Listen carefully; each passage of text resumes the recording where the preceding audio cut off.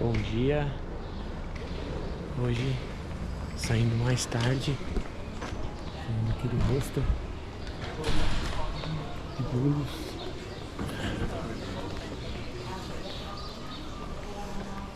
Vamos sentido alguma outra cidade que eu esqueci o nome. Uma boa noite de sono. Tava precisando me permitir dormir até mais tarde hoje. Na verdade ainda tem gente dormindo ali, mas eu tenho que sair até as 8. Agora são 7h57, quer dizer, vão ser empurrados pra fora. É isso. Vamos seguir. Olha a Catedral de Burgos.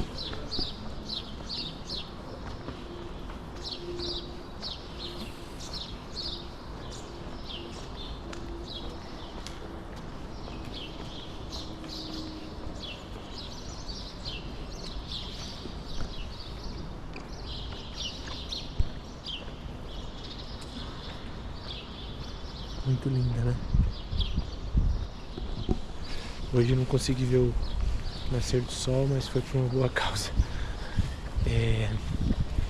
Hostel cheio, com uma estrutura diferente, bastante gente, bastante democrático, bastante gente mais velha. Eu acho que também ele aceita alguma coisa de jogos da juventude, alguma coisa, porque tinha uma pivetada também num dos andares.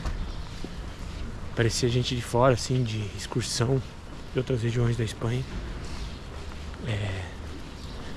Mas deu pra dormir legal. Agora entra numa parte do caminho. Passou Burgos, né, tá passando Burgos. Agora é uma parte em que as cidades elas ficam mais afastadas. E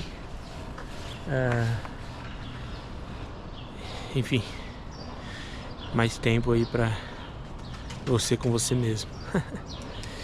É isso aí, vamos embora. Eu vou fazer alguns vídeos de Burgos, que é muito bonito essa parte que a gente tá aqui. I met an old man.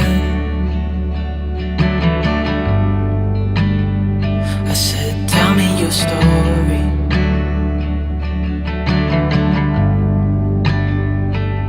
He took out an old pen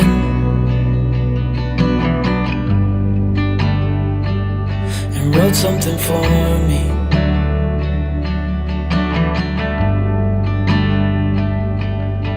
Then he kept walking on down the road, and I watched him disappear like smoke. And I thought I'd just seen a ghost. Then I looked down at what he wrote. It said, son, when you grow up you'll be fine. I know you've got questions on your mind. Life is gonna happen one way or the other, whether you like it or not. Stop looking for the answers and you'll find what you've got.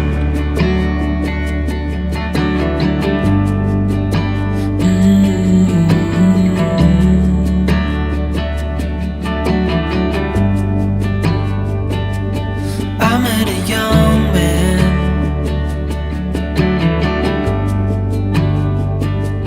Searching for glory.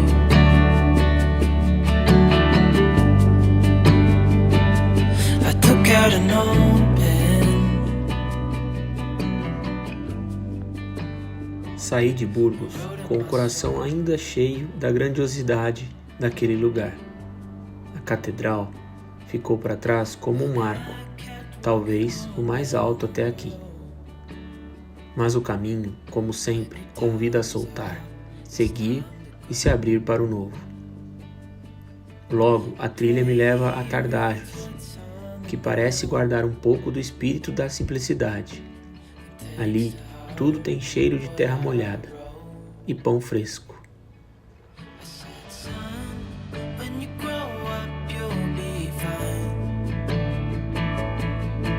I know you've got questions on your mind. Life is gonna happen one way or the other, whether you like it or not. Stop looking for the answers and you'll find what you've got. When you grow up, you'll be fine. I know you've got questions on your mind. Life is gonna happen one way or the other, whether you like it or not. Stop looking for the answers and you'll find. Mais adiante vem Rabé de las Calçadas, um nome longo para um vilarejo pequeno, que já foi rota romana e continua sendo passagem de quem busca o sagrado. I said, tell me your story.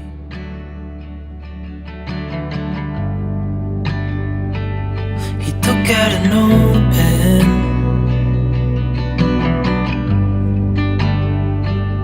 and wrote something for me.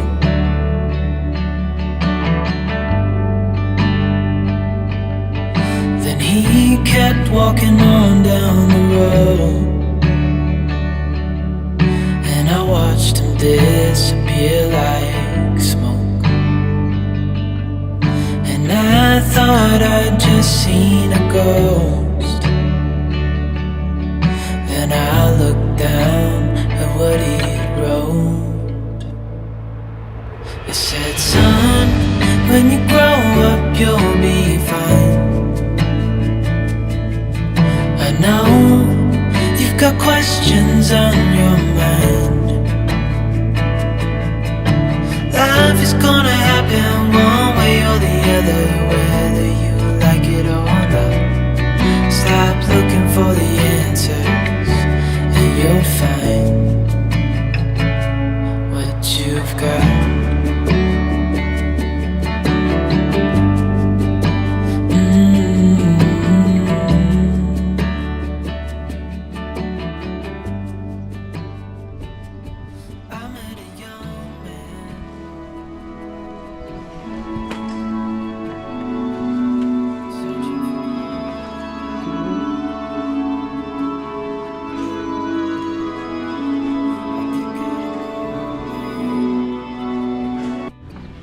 Uau, incrível agora aqui. Eu entrei nessa capela. E aí a senhorinha me entregou, eu dei minha credencial para ela carimbar. Aí ela carimbou e me deu essa moeda, colar, né? E botou a mão na minha cabeça e rezou uma oração comigo. Muito legal. Esse é o caminho. Caminho. Tô falando. Esse caminho. Seguimos. Life is gonna happen one way or the other, whether you like it or not. Stop looking for the answers and you'll find what you've got.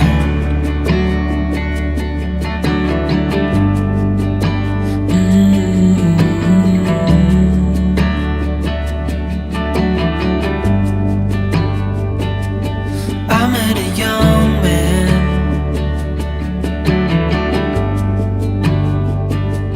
searching for glory.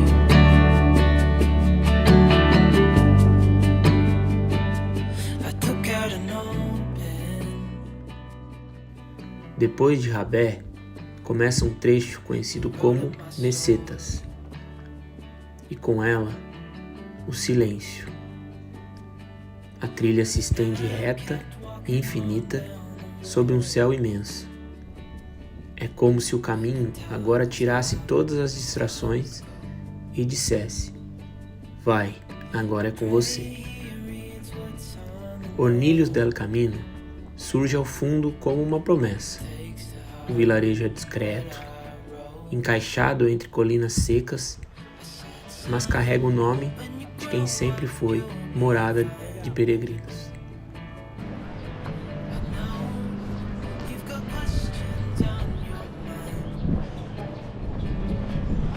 Um caminho.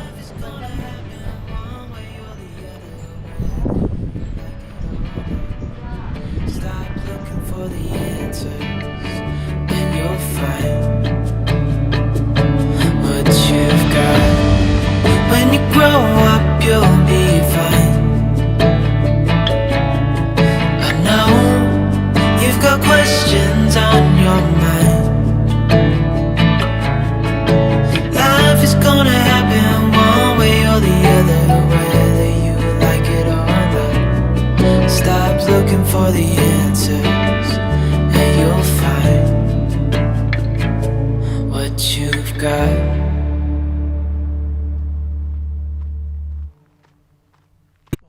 2 a.m. in the car. Llegamos.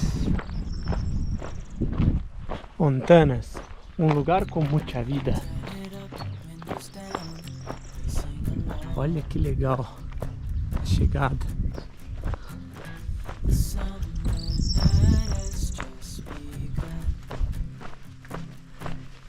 Cruzamos 10 quilômetros das mesetas, que eles chamam aqui, que é quase um deserto, né? É só plantações e plantações. Uau! Trecho muito desafiador. Está mais ou menos uns 10 quilômetros entre Hornilhos del Camino e Montanas aqui. Mas é isso aí, tá feito.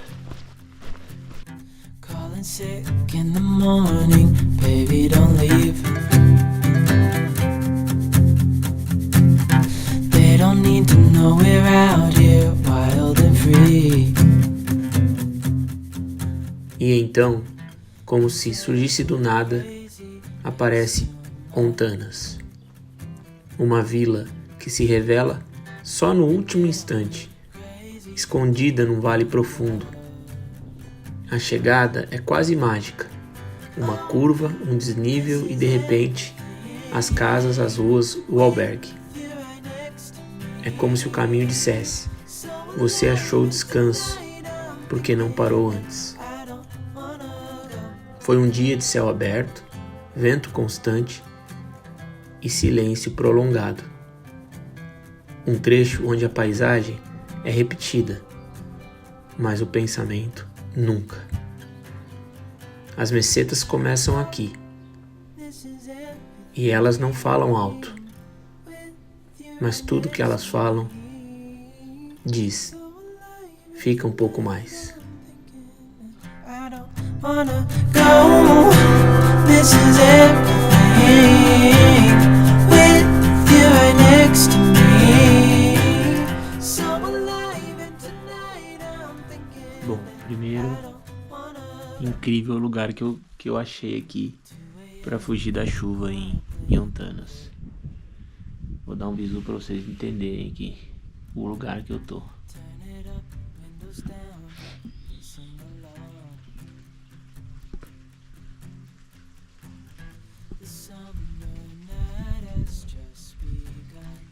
É tipo uma passagem aqui da igreja. Vim aqui rapidinho hoje, tô no albergue municipal e vai ter um jantar comunitário. Hoje foi um dia que eu encarei as mesetas, que é um trecho, o pessoal aqui costuma, né, falar que é um momento de reflexão importante que tem no caminho, porque são áreas muito abertas, com plantações desérticas, assim, né? O pessoal chama que é o deserto deles aqui. E o tema da minha reflexão hoje foi sobre o perdão, né? Perdão. Pesado essa palavra, né? Quando a gente pensa assim, ela primeiro, né, do ponto de vista religioso, o perdão ele é compulsório, né? Ele é algo que tem que ser obrigatório, né? O perdão ele tá na principal oração cristã, Pai Nosso. Perdoai as nossas ofensas, assim como nós perdoamos a quem nos tem ofendido. E ele é muito citado, né, na Bíblia. Mas ao mesmo tempo, para as pessoas que não são cristãs, elas têm dificuldade de aceitar que o perdão é algo obrigatório, né? E eu fiquei refletindo muito sobre isso, assim, independente da questão religiosa, né? Eu acho que pra gente poder perdoar, a primeira coisa que a gente tem que ter em mente é que o perdão, ele é pra gente e não pro outro. Não. Quando a gente entende isso, a gente tá fazendo um favor pra gente, porque no final do dia, se você quer perdoar alguém, é porque você foi vítima desse alguém. E aqui eu não tô falando de vitimização, tipo, coitadinho, que tá cheio, né, no mundo de hoje, mas de vítima mesmo, vítima de alguma coisa que te prejudicou, seja do ponto de vista físico, do ponto de vista espiritual, do ponto de vista difamatório, o que for. Enfim, você foi vítima e ponto final, né? Eu tentei fazer alguns paralelos. A primeira coisa foi essa, assim, tipo, primeiro, pra gente poder perdoar, a gente precisa entender que a gente foi vítima, a gente precisa entender que a gente vai fazer isso pela gente e não pelo outro. A gente precisa entender que vai ser no nosso tempo. Eu vejo muita gente assim, nossa, meu marido tá me traindo. O que eu faço agora? Eu perdoo ou não perdoo? Cara, primeiro, não tem que ser uma resposta rápida. Não tem que ser uma resposta que você dê perdoo e tá perdoado. Tem que ser no seu tempo de pensamento, seu tempo de reflexão, seu tempo de cura. E tem um outro ponto que é importante, que é o perdão. Ele tem que ser depois que aquilo que te machucou, ele terminou. Que pega esse mesmo exemplo que eu dei, né? Meu marido tá me traindo. Perdoa ele ou não? Se ele tá traindo ainda, ele não terminou de trair, né? Aquela minha amiga tá saindo com meu ex, sei lá. Ou aquela pessoa tá falando mal de mim. Tá no gerúndio, o negócio não acabou ainda. Então, não é hora de perdoar. Não acho que seja hora de perdoar. Fiquei pensando nisso, sabe? E lembrando das vezes que eu perdoei e também que fui perdoado. Como o estudo passou, o estudo aconteceu, né? O assunto tinha acabado. Às vezes que eu perdoei, o fato de eu perdoar não quer dizer que voltou tudo a ser como era. Não, porque eu estava perdoando pra mim e não pela outra pessoa. E da mesma forma, quando eu fui perdoado, também. E sabe, o perdão, ele também tem um outro aspecto que ele está associado muito a uma questão de um sentimento que a gente cria, né? E quando a gente quer perdoar, né? A gente fica do outro lado ali, dizendo assim, não vou perdoar, não posso perdoar. Tem um sentimento de ódio, né? Um sentimento de vingança mesmo, assim, de você querer o mal daquela outra pessoa de alguma forma, né? E a gente tem que ter muito cuidado com isso. Porque... E aí eu falo muito pensando em mim mesmo.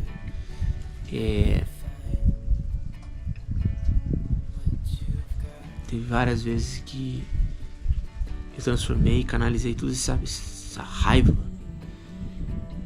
pra mim mesmo, assim. Teve época que eu comecei a beber muito. Teve época que eu comecei a não acreditar em mais nada, mais ninguém, a espelhar aquilo em qualquer outra situação similar àquela que ocorreu. Já teve outra situação, outra sequela disso, além dessa questão do ódio, que foi de eu me responsabilizar, de eu achar que não. E aí muito no âmbito profissional até assim. Ah não, aquilo... Isso tá acontecendo comigo porque... porque eu fiz isso lá atrás. Ou porque algo similar lá atrás e eu tomei uma outra ação. Cara, de novo, volta aqui, né? Se você tá num processo de perdoar, entenda, você é a vítima.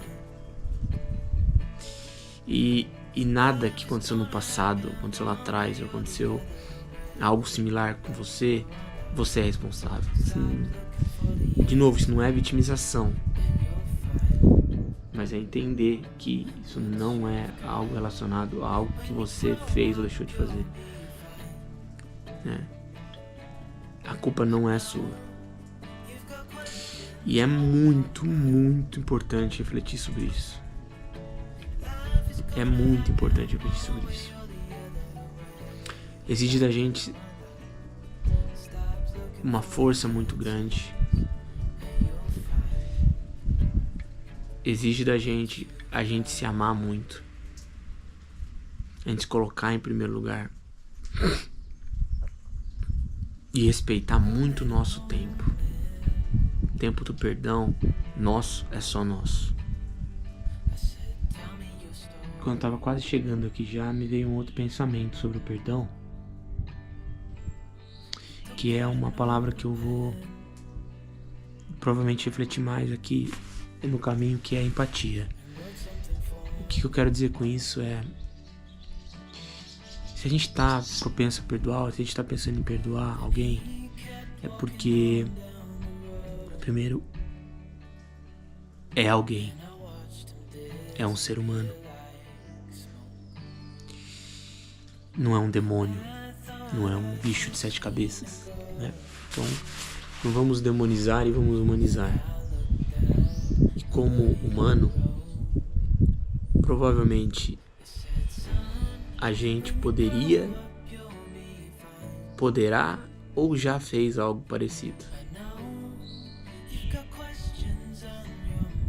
Tem até um psicólogo social que eu esqueci agora, que ele faz muitos experimentos, esqueci o nome dele, Milgram.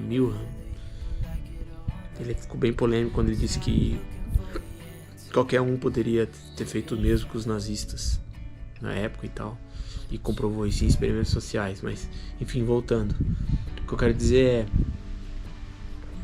são humanos do outro lado também, então acho que colocá-los como humanos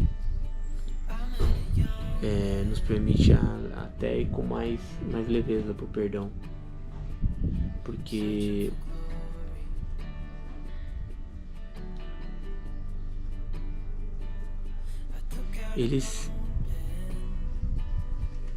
a empatia vai fazer a gente tentar entender, né, o porquê. E quando a gente faz isso, pode ser que doa, pode ser que seja meio sádico, pode ser que seja meio revelador, mas independente, pelo menos vai nos mostrar motivações reais de seres humanos. Seja excesso de desejo, excesso de inveja, seja excesso de violência, enfim, qualquer coisa. E eu acho que entender, fazer exercício de empatia ajuda a esse processo fluir melhor, sabe? Aí a gente conseguir perdoar em paz. Mas vamos ver, quem sabe essa última parte eu não reflito um pouco mais. Valeu.